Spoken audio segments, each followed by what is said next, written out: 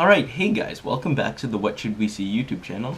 That'll probably go dead for another 6 months after this, to be honest. So Warner Brothers actually sent me the other day Batman v Superman Dawn of Justice Ultimate Edition on Blu-ray for me to talk about it, so that's exactly what I'm doing.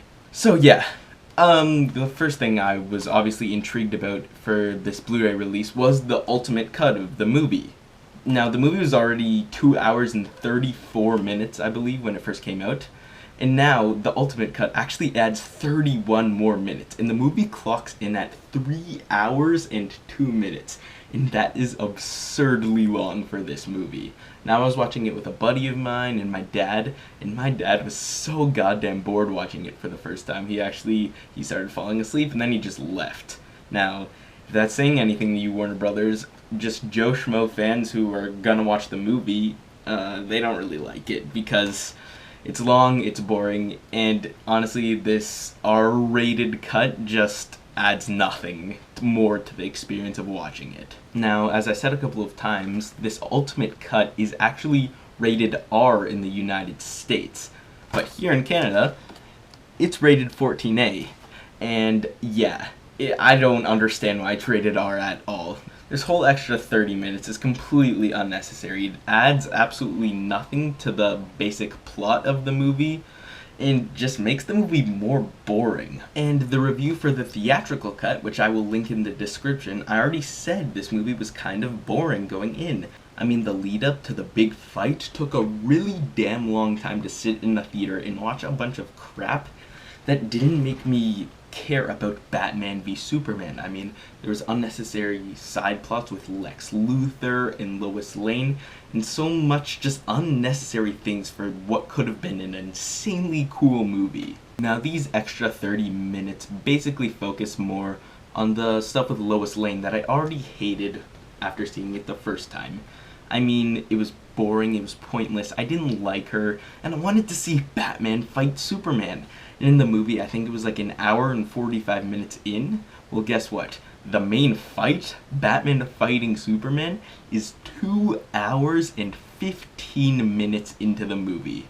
I mean, who's gonna want to wait that long? That's the length of a normal movie. Like, Star Wars The Force Awakens is that long. In saying there's 45 minutes more of the movie afterward, and that's the cool stuff of the movie, is just mind-blowing, and like, it makes me think why they thought this was necessary.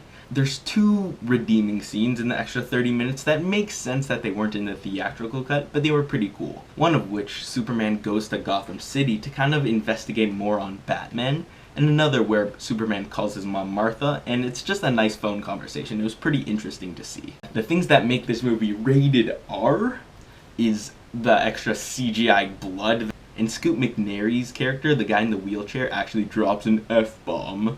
And also we see Ben Affleck's butt.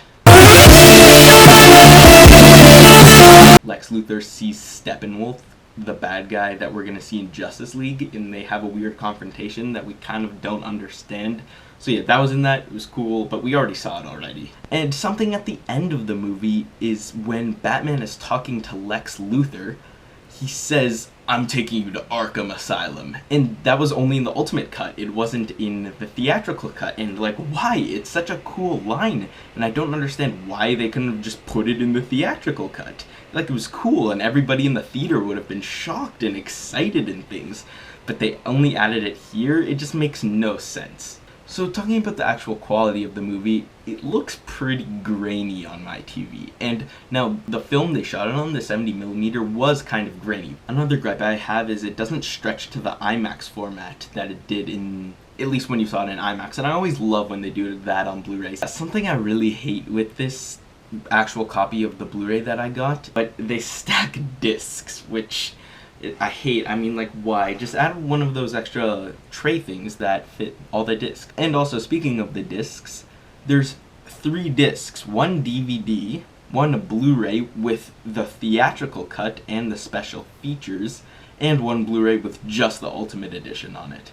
It's weird, because Blu-rays usually hold a lot of space, and I don't know. So, special features. There's a lot of stuff that was pretty meh, and to be honest with you, I didn't watch it all because I had no interest in it. Which was one, it was just kind of showing the audience everything that there is to come in the DC extended universe. So it showed Batman, Superman, and Wonder Woman, The Flash, Aquaman, and Cyborg, who we briefly saw in the movie.